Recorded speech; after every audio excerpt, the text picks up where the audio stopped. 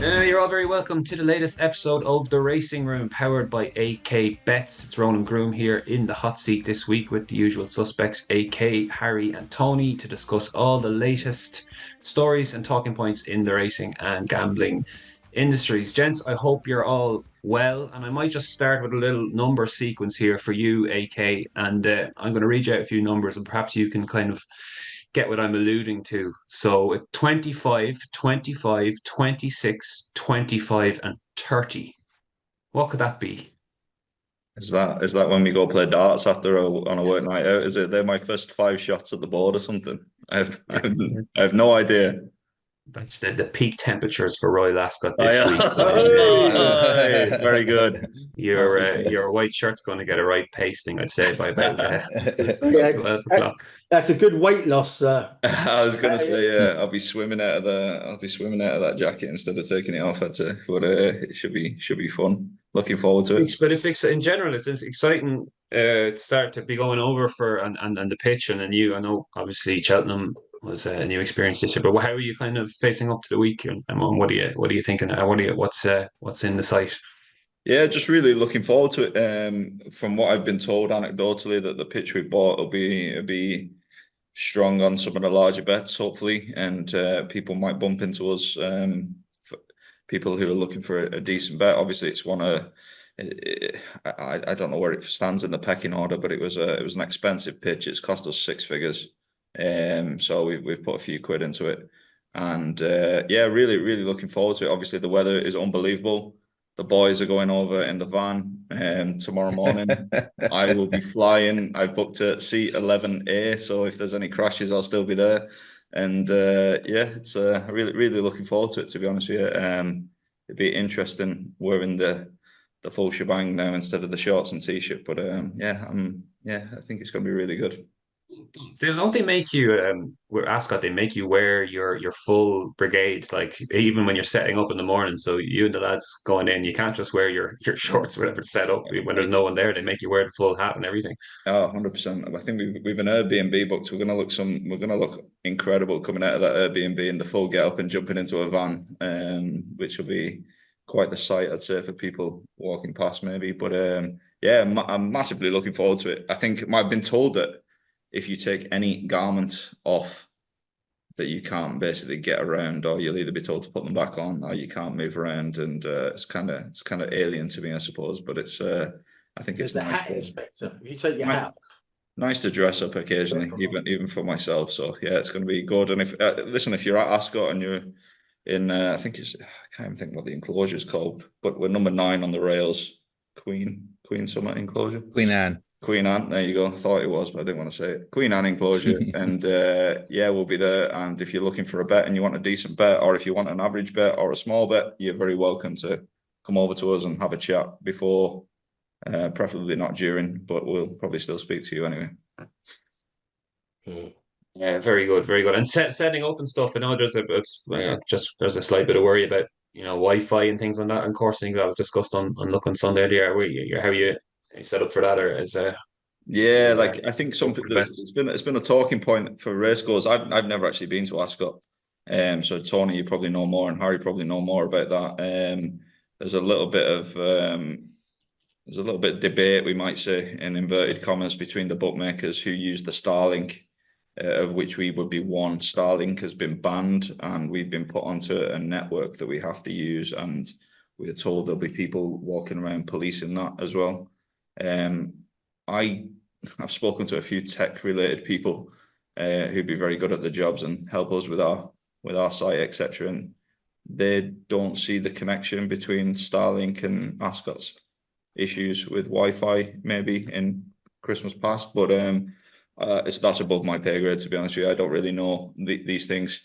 We really hope that the internet works, because it's kind of crucial in this day and age. You don't want to be fighting somebody with it, laying bets to them without it. So you kind of need your price references and make sure you're not behind the curve with certain things. what's the logic of them putting everybody on a questionable Wi-Fi service? Because I asked somebody, I wasn't there last year, but I asked someone who was in the press room last year. He said for massive parts of the day it was unusable. he said he thinks that was on. There's a separate press room Wi-Fi, but he said even the general Wi-Fi around the track was virtually unusable. So what's the logic of them putting further pressure on the racecourse Wi-Fi by taking? I presume it's a private bookmaker network, or there's only a certain people that will be on a certain. I don't know, to be honest with you. I'll know a lot more when I'm on the ground. The Tuesday last year was absolute carnage from a Wi-Fi, 5G, and telephone signal point of view. You basically it was like going on holiday in Donegal. You basically couldn't contact anyone throughout the entire day. And so, yeah, it makes it very difficult when you're trying, when you're with people and stuff, and you want to kind of WhatsApp them. And the fact, it's one of those events where there are so many people there, it seems to absorb all the 5G and 4G. Contrary to some of our usual opinions, I think I've not been there before. My eyes are wide open, and I'm not going to be too negative about that decision. I love what I'd like to see just in general with when decisions are forced on stakeholders. Essentially, I'd like to see the logic. I'd like to see an explanation instead of just you are banned from using this. If you use it, you're in trouble, for want of a better word. I'd like to see this is why you'd like to see reasoning and respect is the wrong word, but you'd like to see just the reasoning and logic behind something. We've been told this, and this is why we've done it, and this instead of just this is the decision. Just in general, not anything pointing at Ascot there. But yeah, I think we've been told previously they've had issues with the Wi-Fi. I'm sure that they're well aware of them, and I'm sure they've put steps in place to mitigate that this year. And if it doesn't work, we'll be going on the Starlink. It would basically because you need the internet. And I think just in general at sporting events these days, I've been to plenty of tracks in Ireland where the Wi-Fi can be questionable at the best of times, and it kind of, even from a racecourse point of view, it ruins the day because I suppose everybody's so tied to the phone these days, and their lives work in tandem with the phone, and it's probably not acceptable when it doesn't work, basically. But positive thoughts. The sun is out. Everyone's going to be there. They've sold a lot of tickets. Let's bring it on. Yeah, I hope for a smooth process and absolutely savage racing, we have to say as well. Especially Tuesday seems to kick off with a real bang. We'll delve with the racing review from this weekend. It's a quiet weekend by all means, quality wise as we look up towards Ascot. But I suppose the big talking point, gents, was not a big talking point, but the talking point on a quiet weekend was when My Dream World won the Queen Mother's Cup at York, which is a race for amateur female riders. Megan Jordan was the winning rider there, and I was watching it live in the office here, and she did a lovely interview with I think Niall Hennity on Racing TV. All happy out to have won what's a big race on the calendar. For female riders, and then it transpired back in the studio with Tom Stanley, quite a glum face, suggesting that the horse is going to get thrown out on the whip rule. She appears to have used the whip 9/10 times.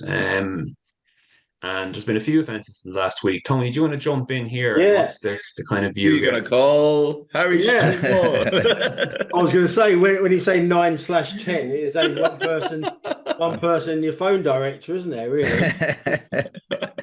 Yeah, I mean, I actually just had a look at the whip offences last week, and I was surprised that there were 15 whip offences last week. So it's not reported on. That's why they delay it until the Tuesday panel sits. But yeah, it looks like the whip review committee have got a tricky one here. It looks like on the video she hits it 10 times, and if that's the case, then she loses the race, as Harry knows. But it brings up the just ridiculous situation about, she's obviously a female amateur rider, relatively inexperienced. She's not coshing it, so it just brings up the ridiculous nature of the number of times you strike the offence there. Yeah, these whip rules are they're just creating a rod for the sports back, aren't they? Like nobody is. Yeah. I can't remember the last time I saw a ride I was offended by in any way, shape, or form. Like, what are we doing here as a sport? Like, madness. No, I think there's increasing frustration, particularly amongst the jockeys, about some of the decisions that are coming out of the whip review committee, and that there's perhaps a a lack of understanding of, particularly these minor infringements of relatively minor contact that are being counted as uses and hits, does seem to be getting somewhat puritanical at certain points, and you've got to wonder what the value of it is. And I think one of the other difficulties is the system of, you go in front of the stewards, they ask you about what they've seen, you give your evidence, they say to you at the end of the inquiry, this is the last chance you're going to have to give your side of events before it goes to the WIP review committee, and then off it goes to the WIP review committee, who hear it in confidence. It's not an open hearing, and quite often come up with different breaches to the ones that the stewards were investigating it in the first place. So I think it's getting to the point where the system possibly could do with reviewing, really. Yeah. So yeah, that was the main action on the track over here. And like you said, it was a very quiet weekend. Obviously, the big story in France today was Gazora won the Prix de Diane, the French Oaks, for Henri Graffard, who's got quite a few runners next week, or this week, because we're recording this on Sunday night. But the main story there was She's Perfect, who was subject to a reported 2.2 million offer from Japan pre-race, which the Bashers Syndicate turned down. 37 of the 38 just went with no, we're keeping the horse. So I'm not sure if the other one is smug or I'd love to know who that fella is. or he's smug or absolutely kind of like devastated. But if he wasn't kicked off the WhatsApp group before that race, he has been now. yeah, Did you know that? Yeah, I mean, it looked 3 furlongs out. It looks though she had as good a chance as any, but it was the first time up to an extended mile 2, and she just didn't stay. I mean, they made the point that when they turned down the offer, there's a lot of residual value in her as a classic place filly. So it's not like they've done the whole 2.2 million, but obviously that won't be on the table now. So that was the big story there. It's interesting that you say that, Tony. I'm just, as somebody who not brought up in horse racing and probably knows very little from a breeding perspective, the very first syndicate I was involved in was a Midland Park syndicate ages ago. I'm talking absolutely ages ago, like 13 years ago, something like that. And I bought a 10% share in a horse. And when the contract came through, just signed the contract or whatever. And I remember some of those syndicates, they were focusing quite heavily, retrospectively, buying mares or fillies or whatever. And it's interesting that from my memory, the way the contract was worded was it was probably quite beneficial maybe to the people running the syndicates that they were doing that, rather than the people buying shares in the horse for the racecourse career. And I don't know what that contract looks like, but it's just interesting. I mean, the whole syndicate area is a very grey one, isn't it? But yeah, I mean, people just do focus on the mares. I think Joorabchian actually paid nearly 5 million for Irish Oaks winner last year. So yes, the mares go for silly money.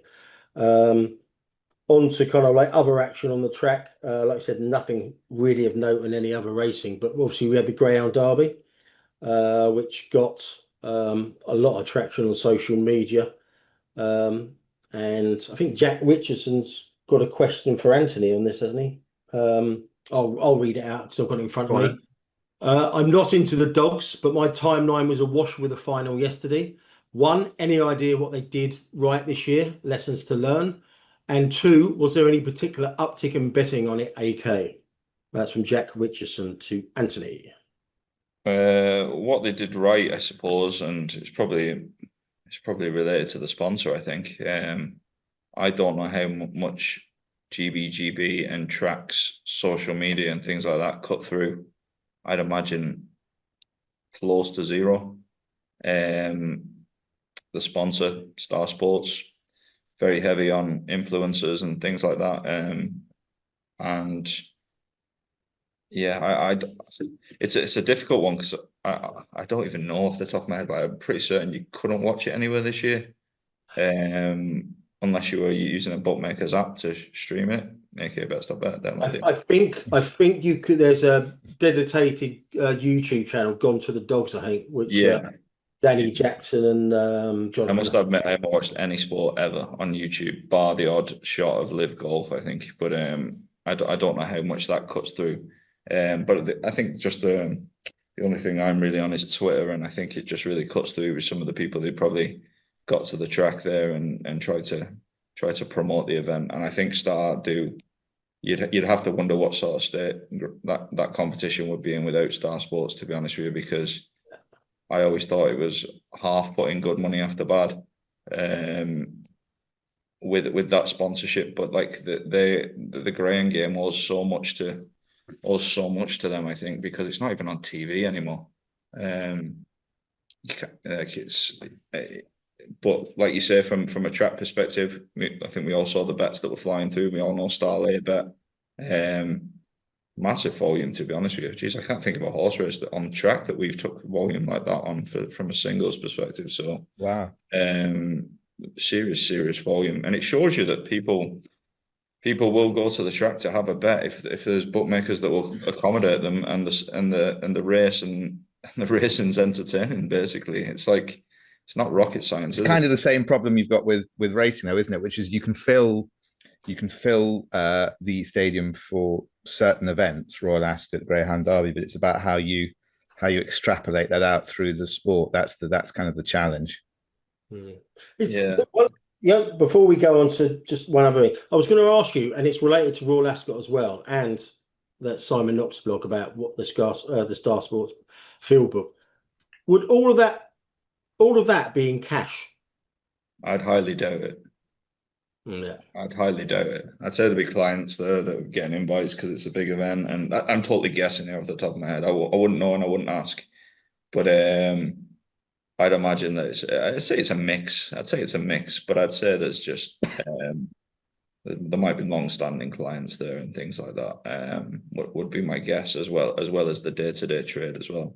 yeah. I don't know what the entertainment was like. I got the invite last year, to join them at the track, and the entertainment afterwards was East 17, of which I think there was 3 people in East 17, but there was one of them that was in the original East 17, and then they were like dancing in the middle of the track, and it was absolutely appalling. Like, it was as bad as you can imagine. It's even worse than you probably think it could have been. So I don't know what the entertainment. They have the silver coats on. You are? Did they have the big silver coats on? Yeah. there wasn't many people hanging around, to be honest with you. It was very bizarre. But I don't know what the entertainment was like this year, to be honest with you. But it couldn't have been worse, I'd say. Yeah. And just on the racing review, the only other thing we've got is it was weird because we normally get the ITV viewing figures for the Derby and the Oaks earlier in this week, but the Racing Post didn't cover it and nobody else covered it. So I got in touch with Liz Ampery, who does all the PR for ITV Racing, and she kindly gave me chapter and verse about them. So I'm not sure why nobody actually ran with these, because they look to be vaguely positive. So it's not as if doesn't it? You put 2 and 2 together. Sometimes I would have just assumed by the omission that it wasn't great. Yeah, it's like it's normally, because the Racing Post and ITV are very, very close. They kind of like cross promote each other's services, but I just thought they were just bearing bad news. But anyway, I'll just read it out very quickly.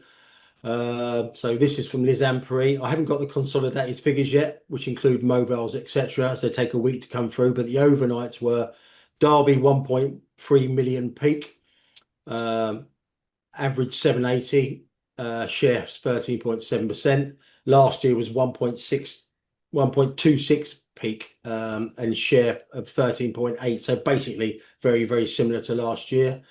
Show was longer than average this year, so the average was actually up, and the share from the race time was almost 20%, which means a a fifth of all those watching TV at that time were watching racing. So that's something we don't normally tend to focus on, the market share.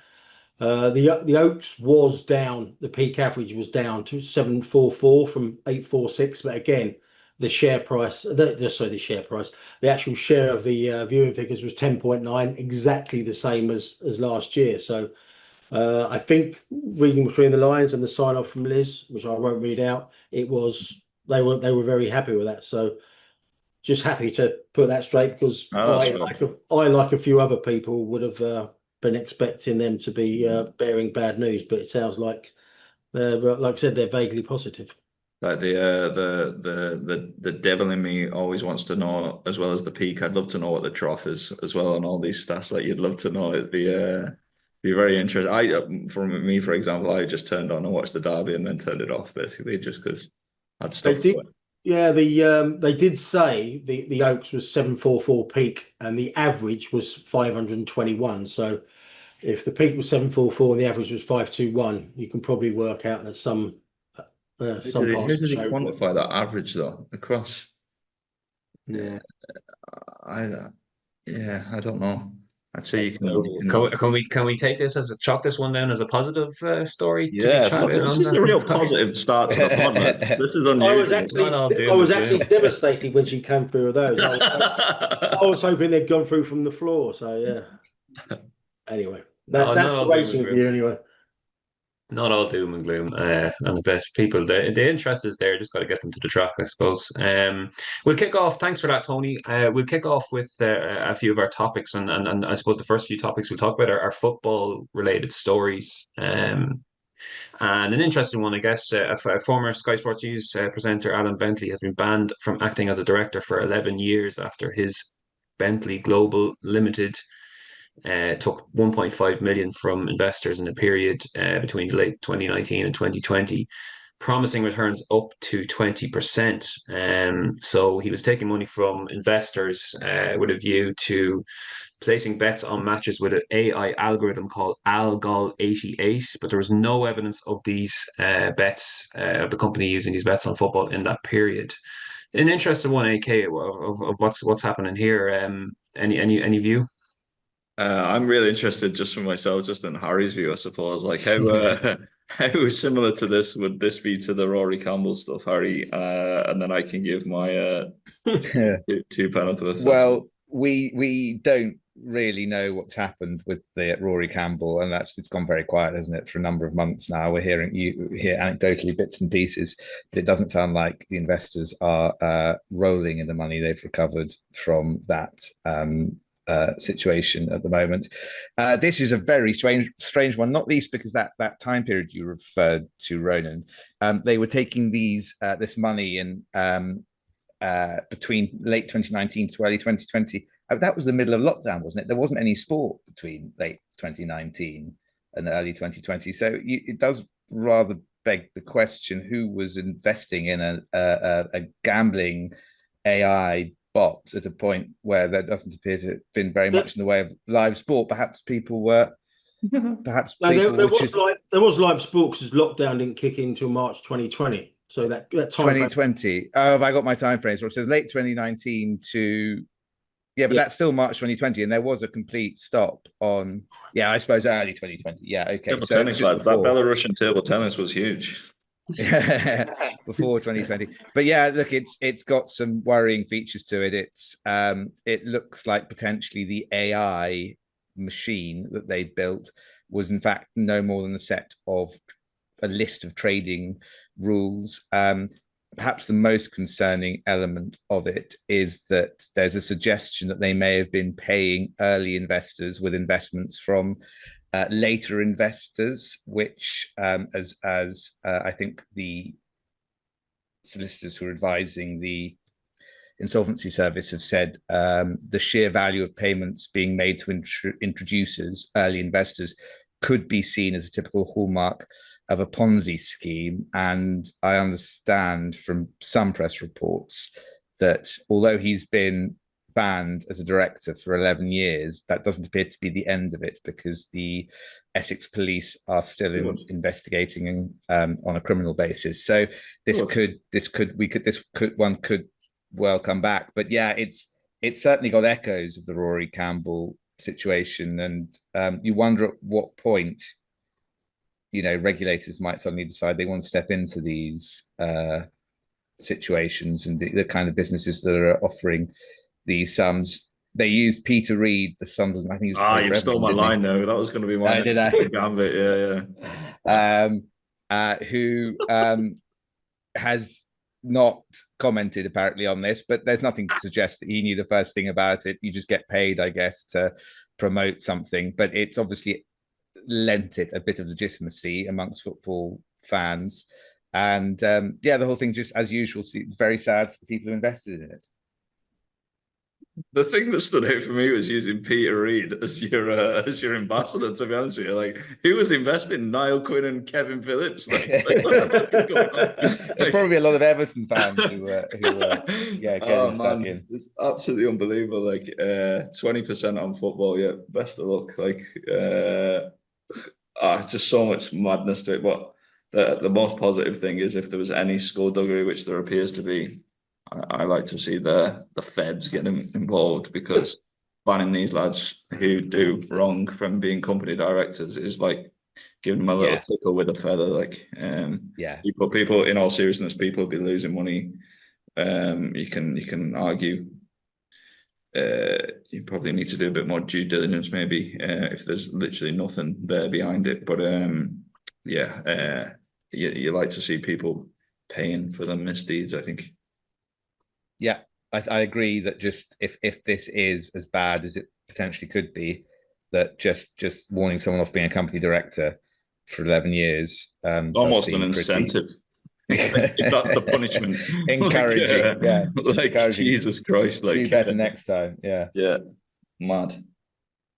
Maybe these investors be better served getting involved in these sub-on play-on markets that are involved with football these days. It was just announced during the week, obviously, that Bet365 lost about 16, or had to pay out of it £16 million after the Spain and France game, which is, I don't know, in the context of Bet365 how big that is, AK, because obviously they're a huge company, but that sounds pretty big on one game.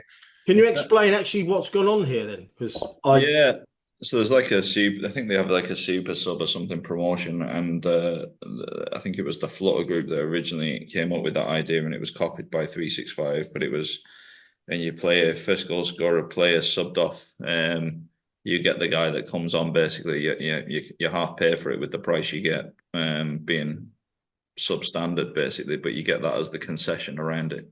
For me, one of the most interesting things about this is actually Bet365 releasing this information, because they wouldn't say boo to a goose when they were dealing with some markets overseas, and it seems to be a total change of behaviour that they're actually being quoted on this stuff, because you couldn't get them to say anything previously. So there's a massive change in just the way that they're operating, from what I can see. But yeah, it just goes to show you how the lads in marketing love this kind of stuff, but the lads in trading probably wins it a little bit as well, and your exposure. And we've probably seen it again tonight. I think Bayern Munich have beat some crowd of amateurs 10-0 in the latest dual competition in football. And so I think, was it Harry Kane subbed off and someone scored a hat-trick, he was subbed on or something like that. I was catching the tail end of it. So I'd imagine there's a cost associated with that as well. So probably not to the scale of what we've seen previously, but I think industry-wise, it's probably, if you're talking 16 mil for 365, I think the founders are that special, with two very soft pricing brands like Paddy Power and Skybet. You can probably forecast probably a 50 million industry payout there. It's quite chunky in a stagnated market, basically. So, like, 9 goals in the game. I think there was like 17 shots on target or something. So all the popular players, I guess, the players that people are quite well familiar with, and then getting replaced by the subs. So you can see I guess you Yeah. can see how it's happened. It's a nice concession. I think you do. I think it's important to point out as well that you do pay for it with the price you take. The prices are very, very uncompetitive. So it's almost a little bit like extra places. Like you get extra places, but you get crap prices just in general. I think it can be the same with this stuff as well. You get the nice concession that looks great if your player does score, if the sub who replaces him scores. But I think you probably do pay for it as well. They don't do these specials for altruistic reasons, is my experience. Don't do it for profitable reasons either, by the sounds of it. Yeah, and another, we'll move on, gents, to another story involving Flutter, I suppose, over in Illinois, in the States. So they've announced this week that they're going to introduce a new transaction fee for customers of Illinois in that region in response to a tax increase to be imposed by the state.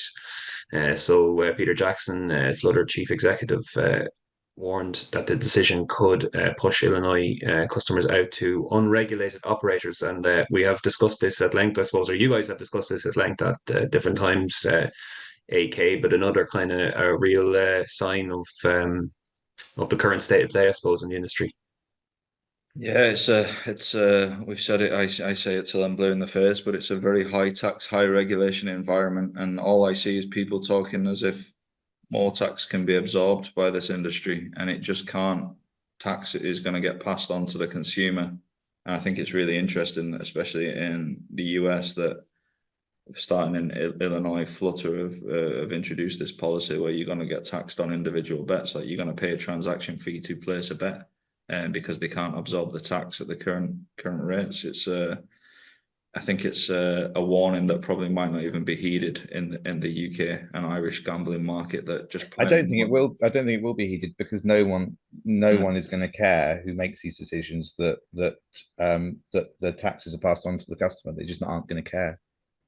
I think they'll have to at some stage. There'll be a tipping point where they'll have to when problem gambling is off the charts and it's not taking place in the regulated market, which is decreasing and decreasing and decreasing, and tax yields are going down. I think they will have to care at some stage, but I think they're going to be. I just can't see a world, AK, where people decide to cut taxes because of the threat. I'm not saying the black market. Yeah, no. From the current rises, I think it's very worrying. But I think that once these taxes, if they come in, they're not going to go because people. There's not a world, in my view, where those taxes get reduced because of the threat of the black market. And for me, the danger. It depends how big it goes, Harry. To be honest with you, I think there was I think the UKGC were of the belief that it wasn't that prevalent a couple of years ago, and I think that's now changed from their point of view. Oh yeah, I don't say that you're wrong that it is doing that. I think that the danger is that the political space in which to go. Do you know what? We're cutting taxes on bookmakers because we're worried about the size of the black market. It's just going to be too difficult to do. Yeah, I think. So my point is, they'll go up. What goes up does not necessarily come down, I suppose, is what I'm saying. Yeah, I think that when your problem gambling rates go up and your yield goes down from tax revenue and your jobs migrate and the industry decimates and horse racing, I don't know, fails to exist. I don't know what the end game is there. I think we're right. I think there has to be a tipping point. We create, like, my opinions on this. We're creating a situation where the legal market behaves pretty good regarding problem gambling. In my opinion, I think it feels like peak regulation and peak prevention from my point of view. It's right up there, in my opinion, in the present day. And I think that when you create the environment where problem gambling rates start going through the roof, but they don't take place in that market, I don't know. How would you measure them, I suppose, if they're not taking place in the regulated market? I mean, this is one of the difficulties of it is it is very hard to measure things once they disappear out of the regulated market. Yeah, I think you're probably. But, listen, I don't disagree with anything you're saying. I just worry very much about. It just seems to me that the black market is not the I've said this several occasions, is not quite the the answer that people hope it's going to be when it comes to over-regulation. I don't think it's gaining traction. You made a very good point on very good point on X the other day, was the chap who had got, I can't remember who it was now, got some kind of gong for services for the prevention of gambling. Oh, right. It wasn't services for the prevention of harmful gambling. It was services for the prevention of gambling. That's the climate we're in now. It's worrying times. Yeah, it's I just think we're just going to end up overtaxing a market that's fine, and to pay for a market that is bleeding people dry. And yeah, I don't know. I can't be asked talking about it, to be honest. It's fucked. All bookmakers should get an MBE anyway, shouldn't they? Because they're all Yes. they're all trying to And prevent all lawyers. gambling by shutting accounts. Yeah, bro. Yeah, exactly. Move on, Okay, Rob. moving on, lads. Latest on Lord Adam to another back towards, I guess, towards the racing industry, but he's been making moves again this week and garnering headlines and talking points. And I guess Harry, I don't know, I like the cut of his jib so far, what he's proposing, the radical changes that potentially could be coming down the line, and how he's going about it. Is there a kind of positivity behind, or a mood of positivity behind what he's potentially bringing to the table? Well, careful, Ronan. We don't get too positive, but it's yes, I think so. I think that it's starting to feel like he's got some momentum in this. The sense is that he is going to join, and I think that must mean he is going to get at least part of what he wants. I understand that he's asked for things. I think I've said before that even the sort of most stringent reformers think are a little bit unnecessary. But I suspect that was just a bargaining tactic. You ask for a bit more than you want, and you see what you get. His plan appears to be to split the BHA in two, with the regulatory side, which deals with the running of horse racing, and the business side, which I think he wants to call the British. I've lost the name of it now. Sorry, the British Horse Racing Enterprises. Yes. And he would be the chair of both of these wings of the BHA. I have to say, I think it seems to me a pretty good idea, that you not least because I think that it would increase scrutiny on both sides of the business, is not the right word, but on the BHA. One of the things it's quite good at, the BHA, or it's able to do, is hide behind its size sometimes in terms of actually seeing what it is that it's doing. I think if you split the regulatory side and the business side into their own bodies, it would be much clearer what both sides are doing. I think that it would be very helpful, from someone who deals with the regulatory side an awful lot of the time, to be able for people to see exactly what they're doing much more often and much more clearly. And I would hope that if the regulatory side is actually split into its own body, that it would be much clearer what it is doing, how long it's taking to do that, and whether it's getting good results. So I think this is broadly good news. And on the business side of it, it seems that he just wants a body that can make decisions on behalf of the industry and not be hamstrung by the short-term interests of every member of the BHA board. It's exactly what's needed, and hopefully he seems to be in the process of getting it. What Harry, what makes you think he's more likely to come on board than last week? And do you remember, just whenever we've discussed racing and how it's run and things like that, we've always said, it's an impossible job because you can't get the power to do all this. Like, what is it that he seems to be asking for all the right things? Yeah, to be able to do the job properly. What is it how does whoever, like, what has to happen for him to get the things that he wants? The other power players need to lose essentially their right of veto. So what appears to happen at the moment is that you need consensus amongst the big power players, and this has been since the restructure of 2 or 3 years ago under Julie Harrington, which is that you needed all the various big players to agree, and that was it. And so if one of them said, no, I don't want to do that, everything got watered down to a point where it pleased everyone in the short term, and that's basically led to paralysis. So what you would need, and it is in some ways very scary for those of us who deal with the BHA quite often, and those of us who know the BHA quite well, you need someone to say, I don't care if this is in your short term. This is not in your short-term interest. It is in the long-term interest of racing. We're doing it.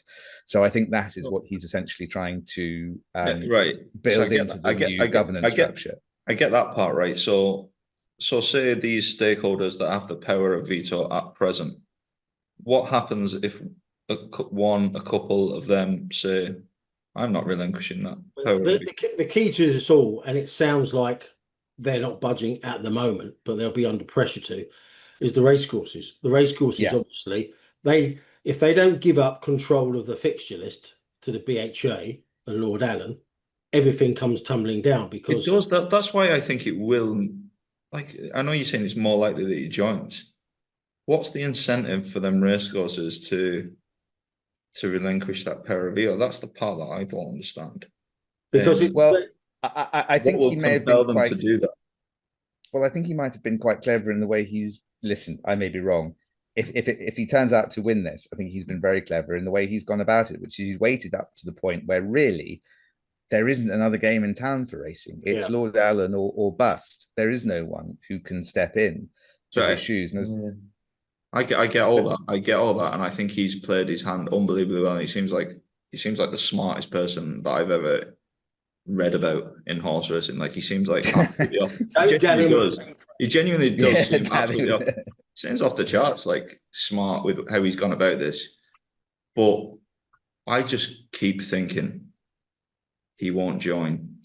It'll get fudged. He won't join, and some patsy will take over, and the decline will continue. I'd say that's far. I think it would take somewhat. I think it would take quite a special person to want to step in circumstances where there's loads of them.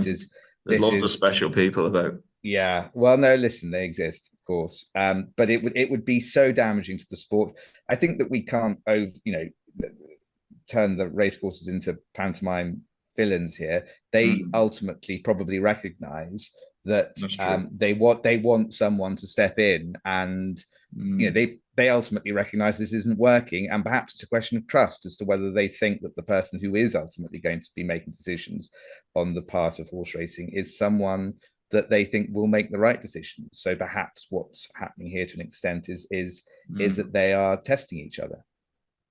Interesting. You could probably take it that if he did step back now and say, I don't want to take the job, that's racing the whole industry in doomsday scenario. Basically, he will have gone to each stakeholder or talked to everyone and decided. He seems like a smart fella. This is irretrievable, and where do you go from there in that case? So you'd hope that it does come.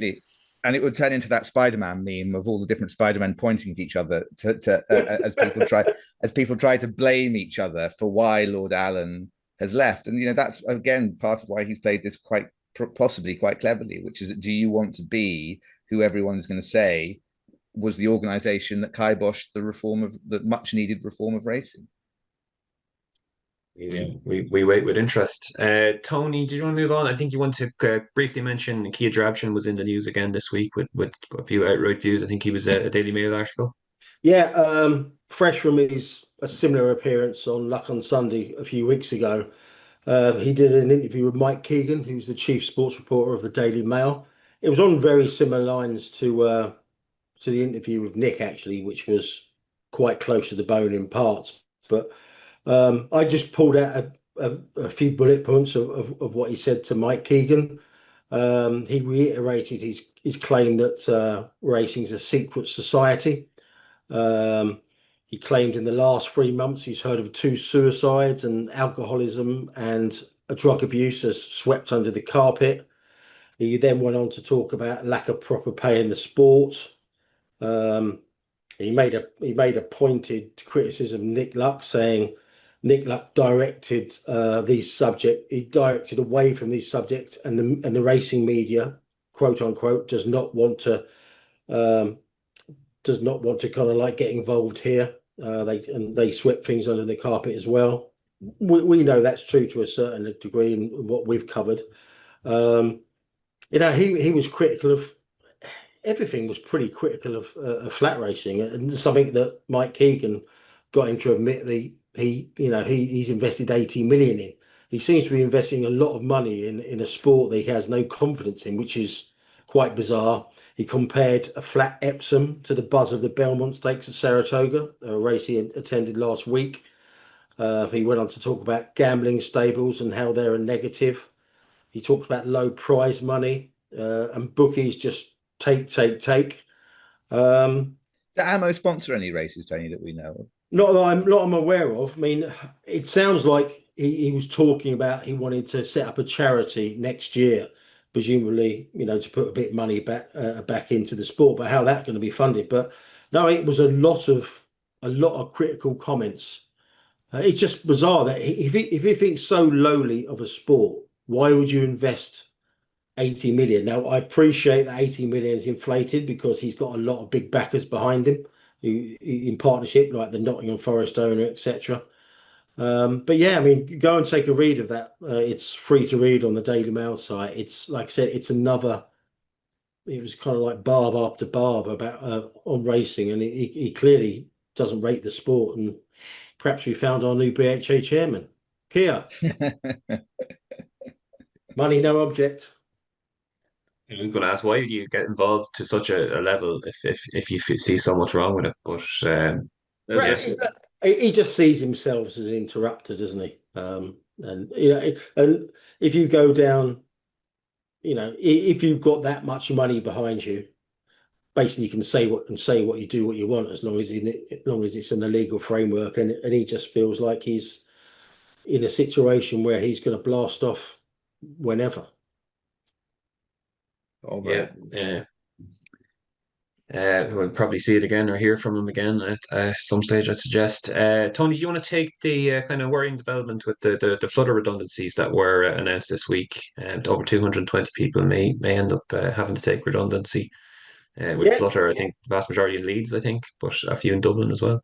Yeah, 220 jobs are under threat in the UK and Ireland. They moved to a single tech platform. It sounds like they're going from Skybet, going under the Paddy Power platform. Anthony might know a bit more about the technicalities of that than I do, but it just seems, the redundancies are in the offing. And I spoke to someone today because once they all come under one umbrella and one tech platform, I spoke to a lot of people who have been closed by Betfair and Paddy Power, but have got an active Skybet account. He is very worried, and I spoke to a couple of other people as well after hearing that, and they are very worried that they've got an active Skybet account. Once a transition is made, and they can link all the Betfair and Paddy Power accounts to Skybet, those accounts will be wiped again. But yeah, it seems like there's a big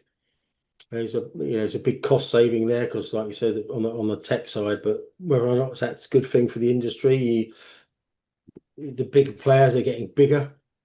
I just don't understand how these mergers ever got through, to be honest with you, because it's very obvious what would happen regarding price and things like that. I don't blame them for cutting costs or anything like that. And if they can do things with less bodies, that's always going to be the way. I think, yeah, if you're on the stock market, you're probably an obligation to do these things and run as efficiently as possible and not waste money, shareholders' money. But I think my understanding is they've let a lot of good people go. Like, not to say that there's loads of bad people there, but like we made the point there, just referenced it glibly. But we've hired 2 people from Skybet who were actually offered jobs but had to relocate to Dublin.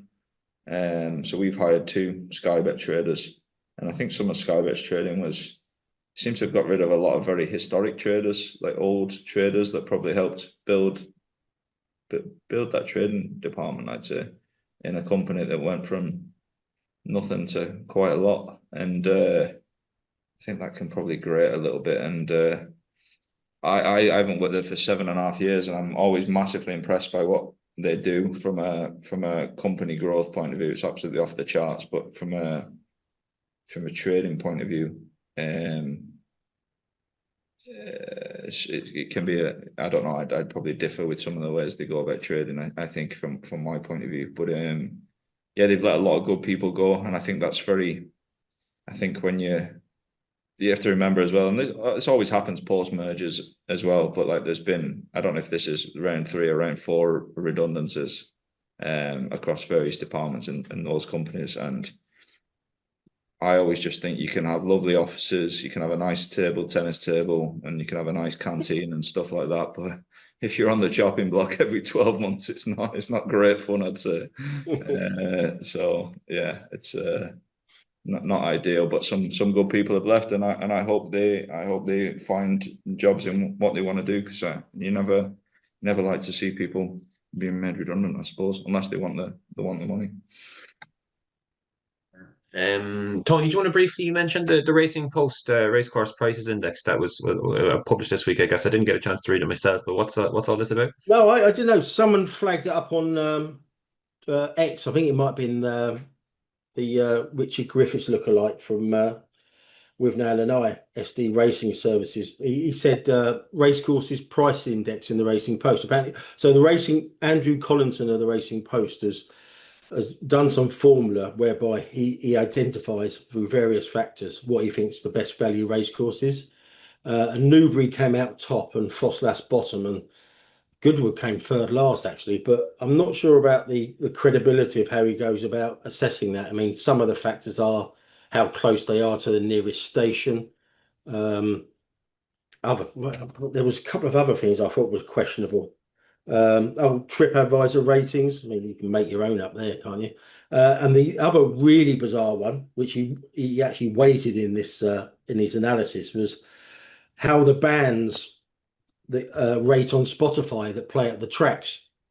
Just a download and stuff like that is absolutely bizarre. I'm just looking at it here now. I mean, Newbury was top, Fosslas bottom, Goodwood third bottom, and near the bottom were like Sandown and Kempton. Yeah, just very quickly, most expensive pint, cheapest pint, most expensive entry ticket, cheapest entry ticket, most expensive burger, best rating on TripAdvisor, nearest distance to train station, worst rating on TripAdvisor, and like I said, the Spotify one, which is absolutely bizarre. Spotify downloads and streaming figures are reflective of acts that are available on the platform. It's like just bizarre. I mean, racecourse value is just like price, isn't it? So wait a minute. If it's a Neil Diamond tribute act, is he measuring Neil Diamond's downloads or the tribute acts? Yeah, actually, I think he specifies that somewhere. Oh my god! Yeah, here we go. Dave, you make a good point here. Data was not available for tribute acts and similar. Oh, there you go. There you go. Yeah. Get Clone Roses on there. Or No Way Sis, wasn't that the Oasis one? Yeah. Anyway, I just thought, go and have a look. It's on, if you Google Racecourse Price Index Racing Post, you'll get it. It's quite entertaining anyway. I'm sure Fosslas are chuffed to be last, but there you go. These the stories from the race balls, I don't mind them. They're kind of funny. They're kind of lighthearted to read when they do these kind of indexes. But I always remember I was down in the Stole, and my cousin used to briefly work for the Racing Post for a while, and he was meant to be reporting, but he's absolutely gutted because they had him on this thing where he had to eat the burger at the race course and give it a rating out of 10. And he's just fuming, sitting down in the seat, having his drink, eating his burger, and go, oh, I've got to go write a report about the bloody burger. What they're trying to do is reports on racing. And he was a vegetarian as well, wasn't he? Luckily, there was no meat in that burger. A couple of more before we take questions. A couple of more points. The general election story, betting story that kind of came out on Friday. I might get you to jump in here, Harry, but just give you a bit of start you off here. The former Conservative MP Craig Williams was among 15 people who appeared in court on Friday, charged with alleged betting offences linked to the date of last year's general election. So that's kind of the nuts and bolts of it. Yeah. So what just interested me was a submission made on behalf of the Gambling Commission, which, as a bold statement, is one which I think we should be slightly concerned about, which is betting on the basis of inside information is criminal cheating under the Gambling Act. Now, that is, in my view, a very sweeping statement. And people have said on X, well, the answer surely is what's the definition of inside information, which is fine, and there's some merit in that point. But let's take racing, for example. You've got an owner who has had a horse which is decent, but perhaps for whatever reason has legitimately been underperforming. The trainer says, look, I've got the right race for it. I've got the right distance. Let's get this jockey on. Perhaps I'll go up a grade in jockey. The owner has that information and decides to place a bet on the basis of that information. I think people in racing would be relatively horrified to think that that was a criminal offence, but I can't really think of a safe definition of inside information that wouldn't include that kind of information. So I think that it is potentially a worry. It's something we want to keep an eye on, is this idea that any use of inside information for gambling is corrupt. Now, it may well be in the context of the charges that have been brought. It's a totally different context. And I think this is one of the difficulties with a broad approach to this, which is that I think that the context really matters. The sport, the market really matters. In racing, it's a totally different betting culture to, these unusual bets on the dates of an election. And as I said last week, look, if you've walked straight out of a meeting in which you were told as a more or less certainty that the election date was going to be on a certain date, and you march into your local bookmakers and place a bet on that, that's got to be at the very least cheating, if not various other criminal offences. We don't know that that's what's happened. And as I say, I think it could get quite murky as to exactly what they knew, how certain it was, how they came to know it, and whether it was an advantage over the betting markets or an unfair advantage over the betting markets. And those two are not the same thing. So I just think it's worth keeping an eye on this one.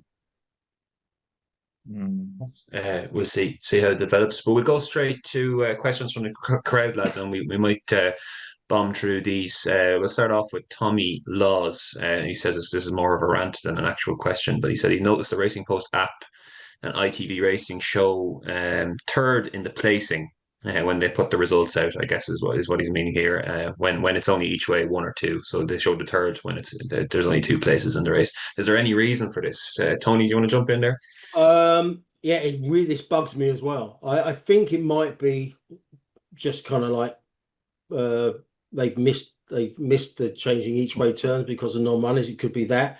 It could be, ITV and Racing Post, they're quite close to, the Flutter Group and Sky offer enhanced places, so it could well be doing that. I mean, they don't on two. They wouldn't do on a two-place race. I've never seen. I've only ever seen Betfred pay three places on a 7-runner race occasionally. I've never seen that with the.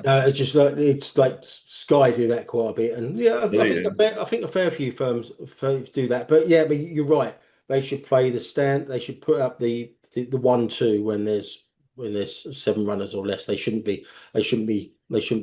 Even if a lot of firms are playing extra places, they shouldn't be doing that. It's just misleading. Gives people a sense of entitlement that isn't there. So they should put up the strict standard each way terms and the places as well. Yeah, and I've spotted that as well. It might seem quite minor, but it is. I literally had a guy on Trader Chat this week who was asking about. He thought his horse was third because he presumed had read it on the app or something like that, and was wondering about the each way term. So it does confuse maybe punters who aren't quite used to it. So Sporting Life, they always put the extra place and put Sky Bet were playing extra places on this race.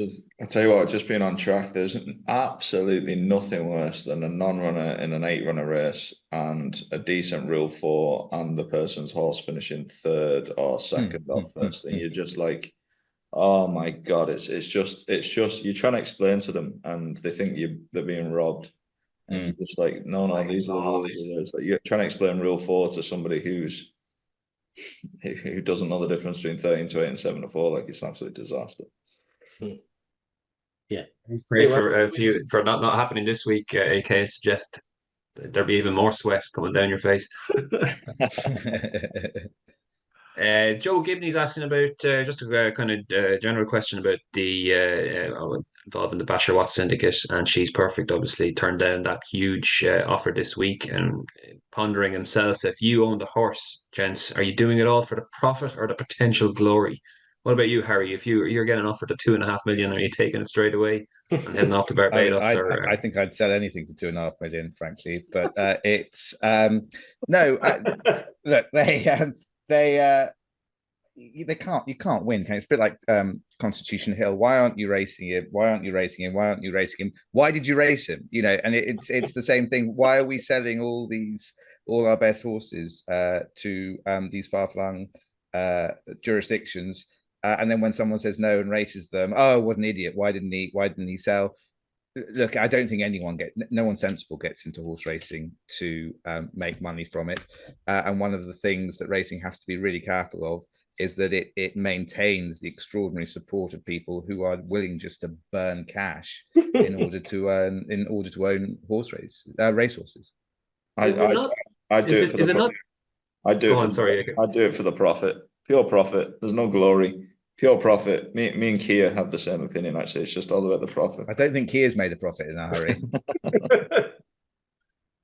So say, is it not staggering that 37 out of the 38 people have voted no to the thing? I find that absolutely madness. How is all of them decided to kick on with this? Surely some of them must be thinking we should have been taking the money.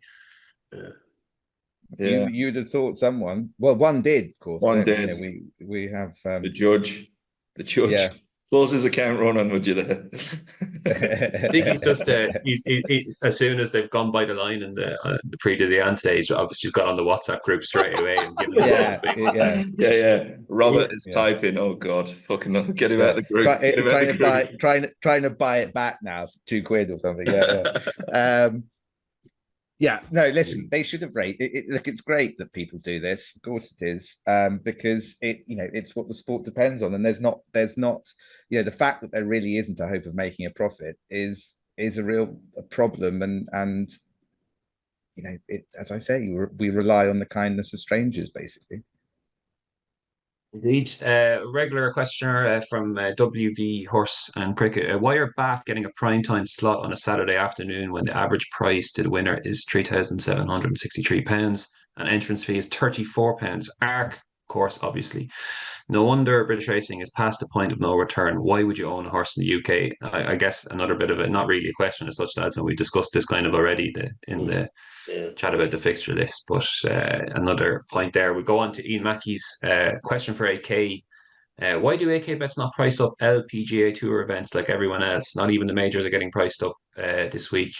It's the KPMG Women's PGA Championship, third major of the year, is taking place in Texas. AK, what's our policy here? Do you want is anyone from HR here? No one bets on I don't like the beginning of this answer at all. Do you know what this is? It's literally just absolute effort putting in 100 plus golfers and nobody bets on it. Like literally you take 2 or 3 bets for scores and stuff like that. It's just, unfortunately for us, it's just a chronic waste of our time. I wouldn't follow it. I'd turn Sky Sports golf on the odd time, expecting to see European Tour golf, and there's a women's event on, and I want to nearly kick my TV over. Nobody bets on it. I'm not sure who watches it on the TV. I'd love the peak and trough viewing figures of those events.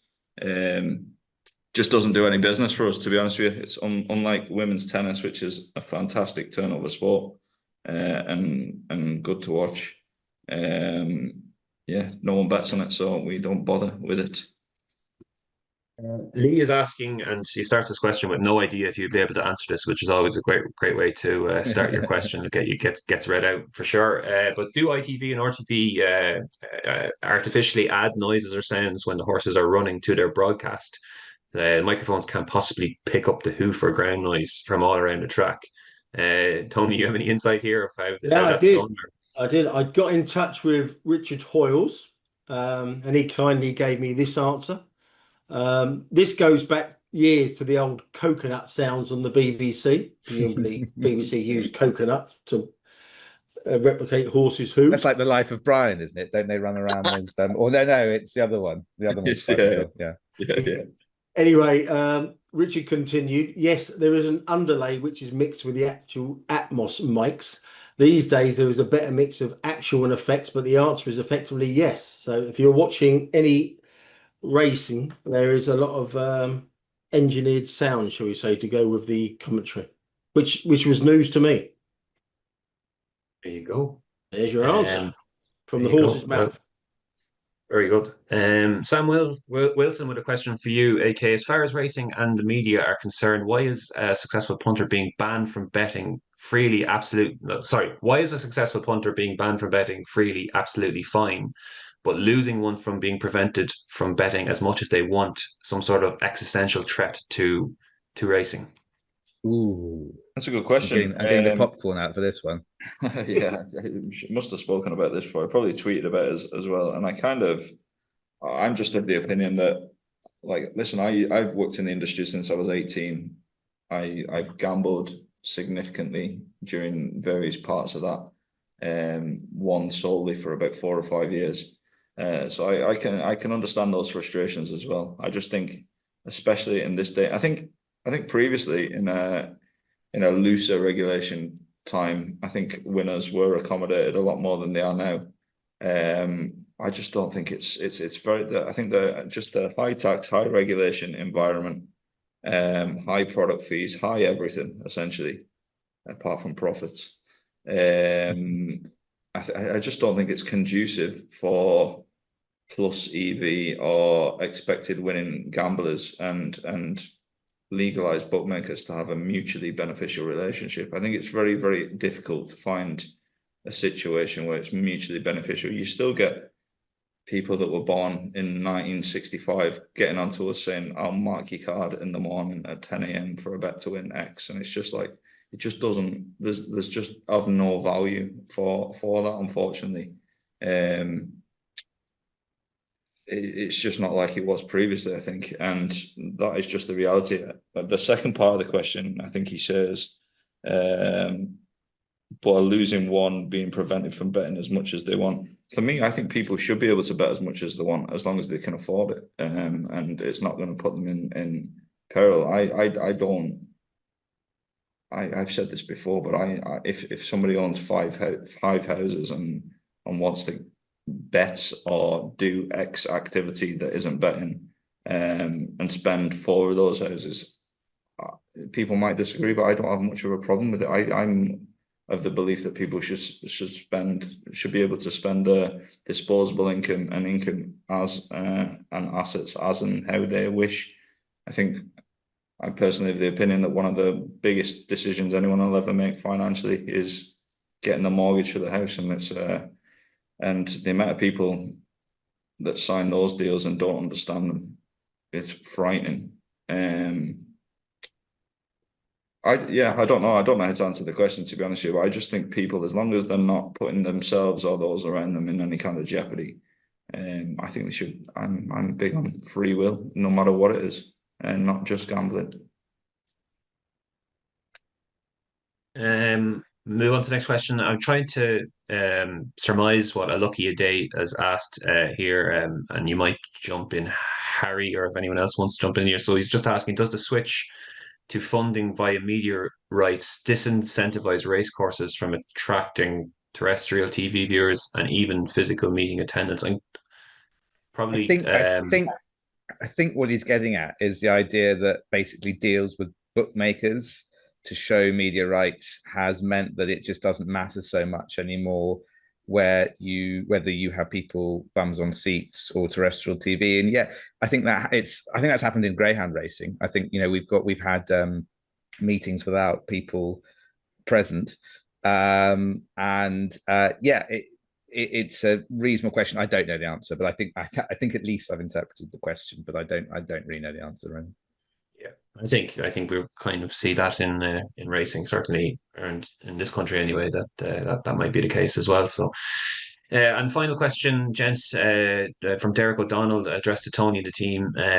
He's just suggesting Royal Ascot seems starkly under marketed, considering its prime time for media space this week, and a lack of competition from other sports like football and rugby.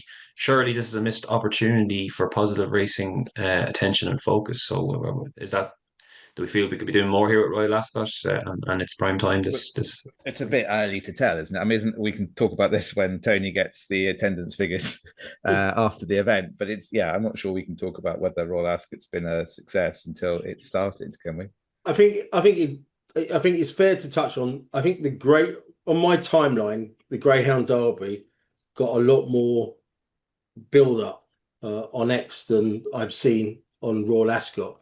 There are those adverts. But Tony, the people who go to Royal Ascot it's a really unique situation. Like, there are lots of people from the city who have not the first clue about horse racing get dressed up and could still get dressed up and go to Royal Ascot. So I just think it's a completely different crowd and you're not going to see those people on Twitter talking about horse racing. So those people like going on Tuesday, aren't you, Harry? I am going on Tuesday. Yes, I'm going. I'm going with the. I'm going to go and check on AK, basically make sure he's okay and hasn't expired under his top hat. So those people that you mentioned, Harry, like betting in with people that have orange fluorescent tyres by any chance? Yeah, I think so. Yeah, they'll probably come over and try and book some flights with you as well while they're at it. Yeah. Easy bet. Don't do that. You will get sued. that guy sues everyone. Very good. That's it. Any other business, gents? We all done on that front?